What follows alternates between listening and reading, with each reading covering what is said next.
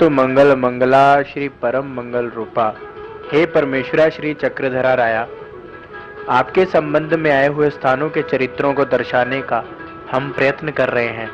आपकी कृपा प्रसाद से यह प्रयत्न सफल हो, ऐसी आपके श्री चरणों में विनम्र प्रार्थना करते हैं।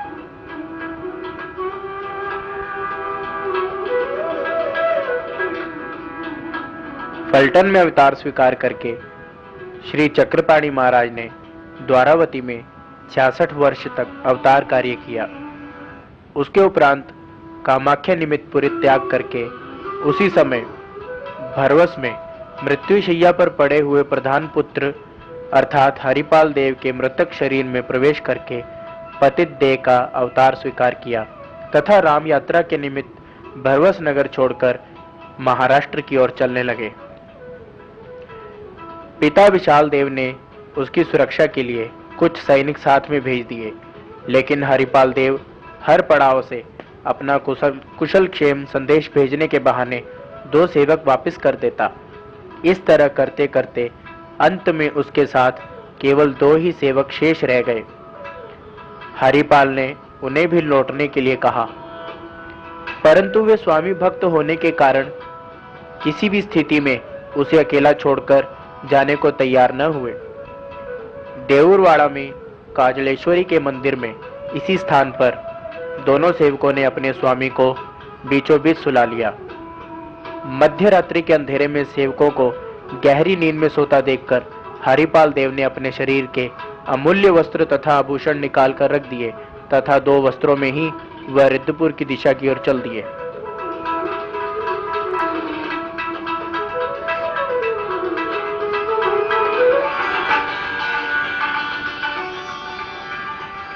अपने विश्वासी सेवकों को युक्ति से छोड़ने के बाद हरिपाल देव रिद्धपुर के हलवाई गली में इस स्थान पर पहुंचे। उस दिन इस स्थान पर भगवान श्री गोविंद प्रभु अपनी खेल क्रीड़ा कर रहे थे। उनकी सांवली मूर्ति थी, दाढ़ी के लंबे बाल नाभि को स्पर्श कर रहे थे। धोती का एक छोर उन्होंने कंधे पर ओढ़ रखा था। गगन की ओर अपलक निहारते हुए अपने आप में कुछ बोल रहे थे तथा हलवाइयों के द्वारा बनाए हुए पदार्थों को स्पर्श संबंध दे रहे थे। हरिपाल देव भी भगवान श्री गोविंद प्रभु की इस लीला को देखने लगे।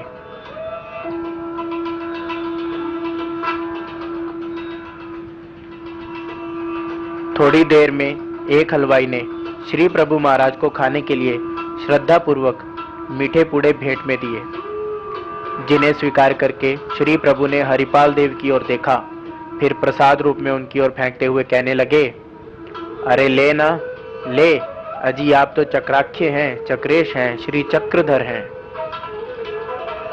हरिपाल देव ने वह अपनी ओर फेंका हुआ मीठे पूड़े का प्रसाद ऊपर ही ऊपर दबोच लिया तथा भावपूर्वक नमस्कार करके मस्तक से लगाकर श्री प्रभु का उच्चिष्ट प्रसाद ग्रहण किया।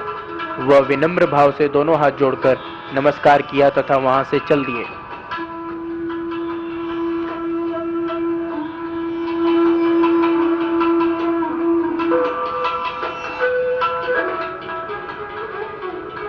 अब हम हरिपाल देव को स्वामी श्री चक्रधर से संबोधित करेंगे।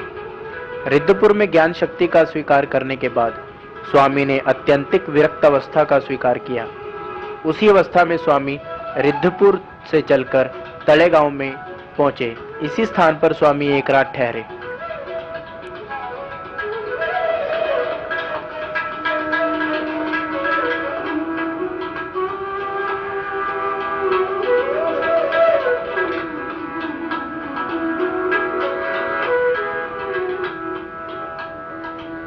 अब स्वामी सिर्फ चलते रहते। विदेही अवस्था में कभी इधर चलते, कभी उधर चलते, जिधर चरण पड़ते उधर ही चल पड़ते। इस रास्ते पर जाएं कि इस रास्ते पर जाएं, ऐसी इच्छा ही नहीं होती थी। चलते चलते कंटीली झाड़ियों में सिर के बाल फंस जाते थे। विपरीत हवा के झोंके से यदि बाल छूट गए तो छूट गए, वरना स्वामी वहीं खड़े रहते। उनके वस्त्र को कांटों से ऐसे उलझकर फट गए, परिणाम स्वरूप सारा शरीर ही छलनी हो गया। खून बहता हुआ ऐसा लगता था उस सुंदर श्री मूर्ति पर जैसे सोने की अंगूठी में हीरा जड़ा हुआ हो। एक समय में राज वैभव में पलने वाला शरीर आज पूर्ण रूप से नग्न अवस्था में पहुंच गया। कमर में बंधी हुई धोती भी कांटों में उलझकर कट फट गई। राज राजवाड़ों में रहने वाले तथा हजारों सैनिक जिनके अधीन थे, ऐसे स्वामी के शरीर को आज सादे कपड़ों का भी संरक्षण नहीं था। इसी पर्वत के बीचों बीच माड़ू नाम की नदी बहती है।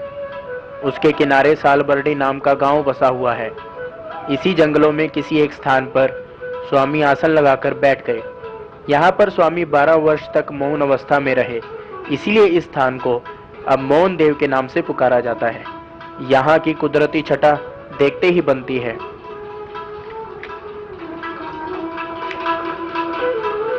एक दिन स्वामी एक विशाल शिला पर बैठे हुए थे। इतने में मुक्ताबाई नाम की एक अत्यंत विरक्त वृद्धा बाई यहाँ आई। उसके शरीर पर बड़े हुए नाखून से तथा पृथ्वी तक फैली हुई जटाओं की तरफ देखते हुए ऐसा प्रतीत होता था कि जैसे वह कई वर्षों से यहाँ तपस्या कर रही हो। स्वामी को देखकर वह कहने लगी कि आज तक मैंने जो साधना तपस्या की उसका मुझे आज फल मिल गया, तथा साष्टांग नमस्कार करके वह स्वामी को अपनी कुटिया में ले गई।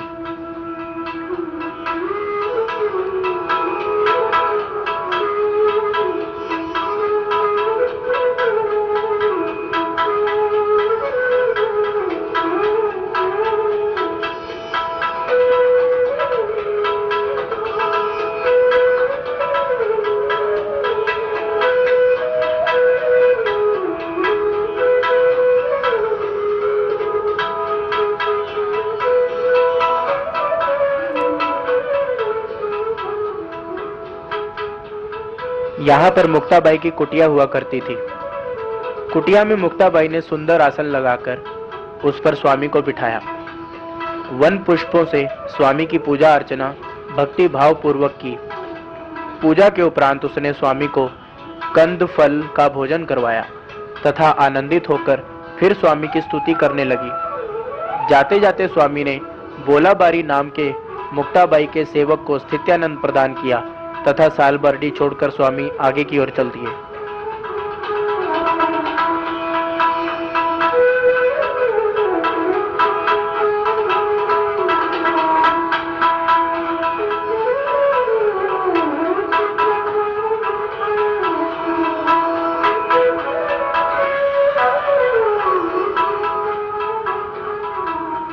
सालबरडी से निकलने के बाद स्वामी पाड़ा नामक स्थान पर आए। इस स्थान पर स्वामी ने एक रात मुक्काम किया।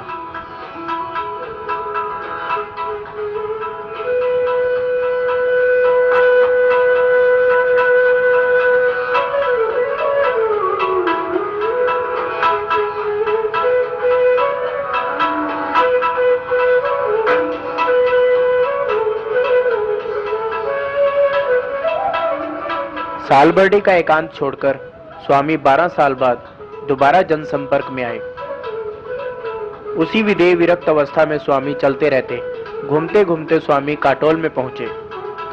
भिक्षा के लिए स्वामी नगर में घूम रहे थे कि इस स्थान पर श्री चक्रपाणी महाराज के उदलीनाथ नाम के विद्यावंत पुरुष राजगुरु बनकर बड़े ठाठ से निवास करते थे। उस राजगुरु ने स्वामी की सुंदर कांति में श्री मूर्ति को देखा।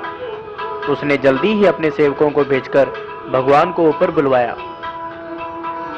स्वामी के सौंदर्य पर मुग्ध होकर उसने विनम्र होकर कहा, आइए महाराज विराजिए। स्वामी के बैठ जाने के बाद उसने दोबारा कहा, स्वामी जी अपने इतने सुंदर शरीर की उपेक्षा क्यों कर रहे हैं? देखिए ना, आपके शरीर में जहां तहां कांटे गड़े हुए हैं। फिर इस तरह कहने के बाद उसने भगवान के शरीर से कांटे निकाले तथा गीले वस्त्रों से रक्त साफ करने लगा और विनम्र भाव से प्रार्थना पूर्वक कहा, स्वामी मेरे पास व्यस्तंबिनी नामक विद्या है, उसका स्वीकार करने पर यौवन सदा बना रहता है, शरीर को कभी भी बुढ़ापा नहीं आता। मनुष्य शरीर की आयु 100 से बढ़कर 1000 साल की हो जाती है। कृपया आप इस विद्या का स्वीकार करें। अपना शीश हिलाकर स्वामी ने स्वीकृति दे दी और उसकी विद्या का स्वीकार किया।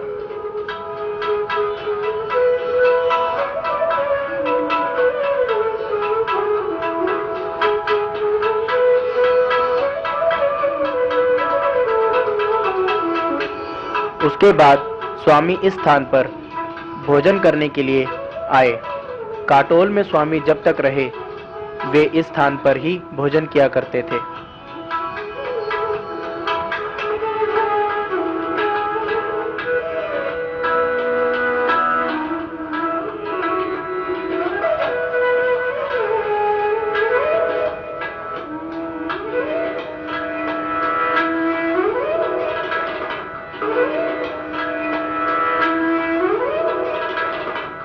व्यस्तंबिनी विद्या के निमित्त से अखंड तारुण्य में परिवर्तित स्वामी की श्री मूर्ति बहुत ही सुंदर दिखने लगी। ऐसी सुंदर श्री मूर्ति धारण करके स्वामी काटोल से चलकर सुकली डाकराम पहुंचे। गांव में भिक्षा करके स्वामी भोजन करने के लिए इस स्थान पर आए। नदी के तट को निहारते रहे।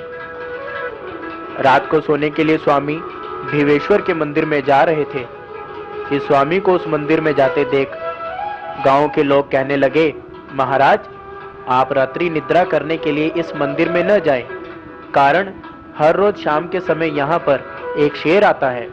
वह उस मंदिर में सोने वालों को मार ही डालता है, इसलिए शाम होने के बाद उस तरफ कोई भी नहीं जाता। परंतु उनकी बात सुनी अनसुनी करते हुए स्वामी भीवेश्वर के मंदिर में सोने के लिए चले गए।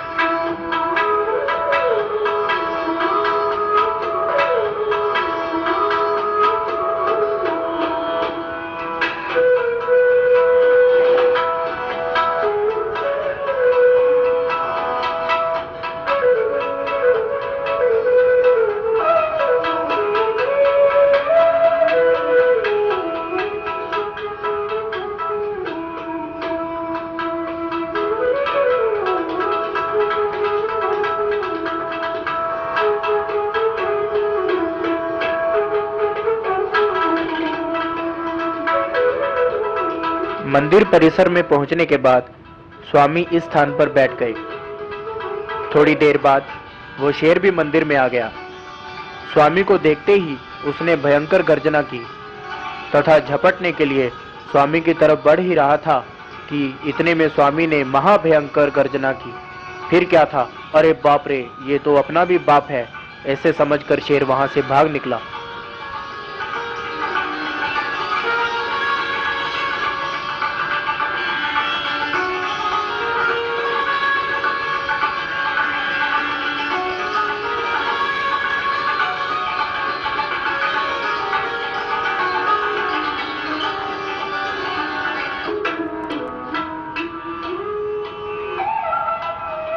शेर के भाग जाने के बाद स्वामी ने इस स्थान पर निद्रा का स्वीकार किया। सुबह नियमित रूप से गांव के लोग ढोल, ताशे, नगाड़े बजाते हुए मंदिर के समीप पहुंचे, पर शेर बाहर नहीं निकलता देखकर गांव के लोग विचार में पड़ गए। किसी एक जवान लड़के ने अंदर झांक कर देखा तो स्वामी मंदिर के सभा मंडप में शांत अवस्था में सोए हुए दिखे। आश्चर्य व्यक्त करते हुए लोग स्वामी से पूछने लगे कि महाराज, यहाँ शेर नहीं आया था क्या? हाँ, वो यहाँ आया था और चला भी गया, और आज के बाद वो यहाँ कभी भी नहीं आएगा, तुम निश्चिंत रहो।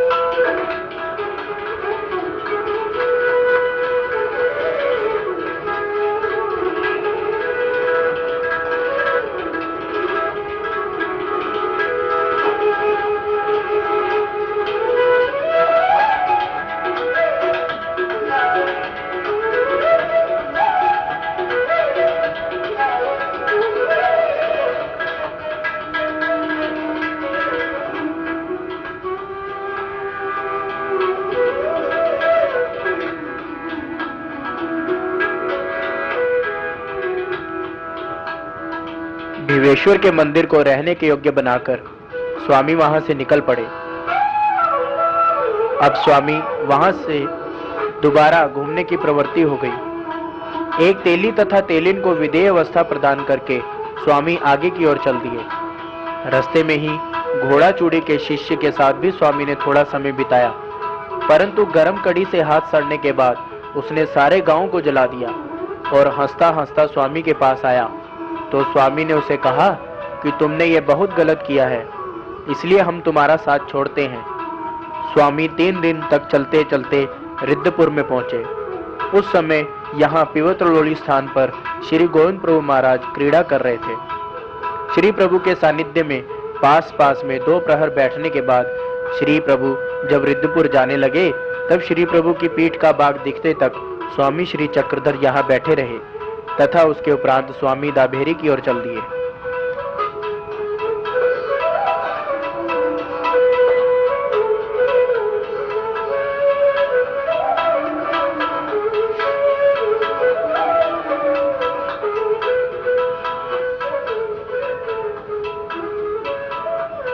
इसी स्थान पर स्वामी 20 दिन तक रहे। इसी स्थान से स्वामी रोज पिवत्रलोली जाया करते। श्री गोविंद प्रभु भी वहां आया करते। वहां पर दोनों ही परमेश्वर अवतार बैठा करते, आमने सामने बैठकर बातें किया करते। बाद में गोविंद प्रभु महाराज रिद्धपुर वापस चले जाते। श्री प्रभु जब तक बहुत दूर तक निकल जाते तब स्वामी जय जयकार करके वापस दाभेरी आ जाते।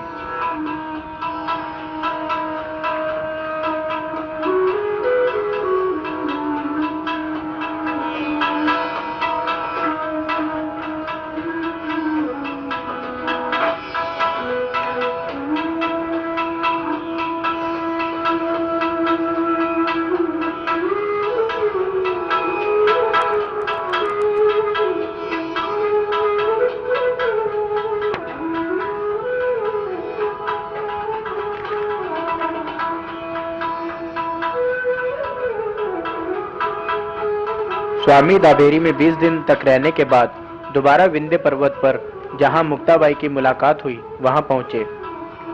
अब स्वामी जंगलों में ही रहने वाले गोंड जाति के लोगों के साथ रहने लग गए। वे लोग स्वामी के साथ बहुत अधिक प्रेम करते थे।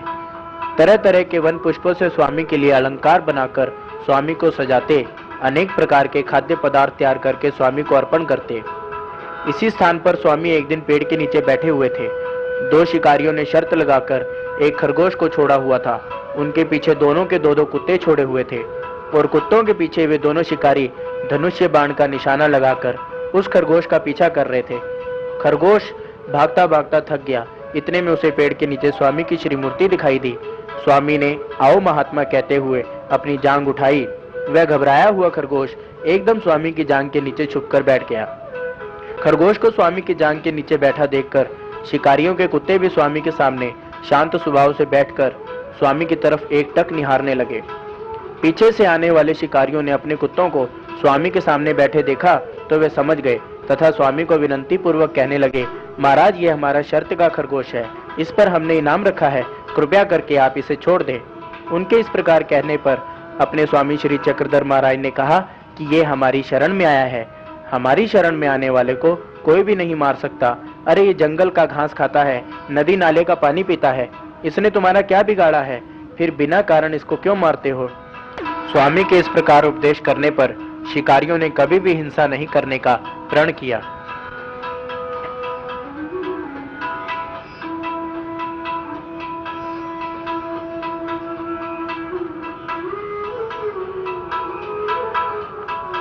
शेंदुजर में पहुंचने पर स्वामी ने गोपाल मंदिर के दरवाजे की चौखट को पकड़कर मंदिर के अंदर अवलोकन किया। अंदर कोई व्रत धारण करने वाली माताएं बैठी हुई थी।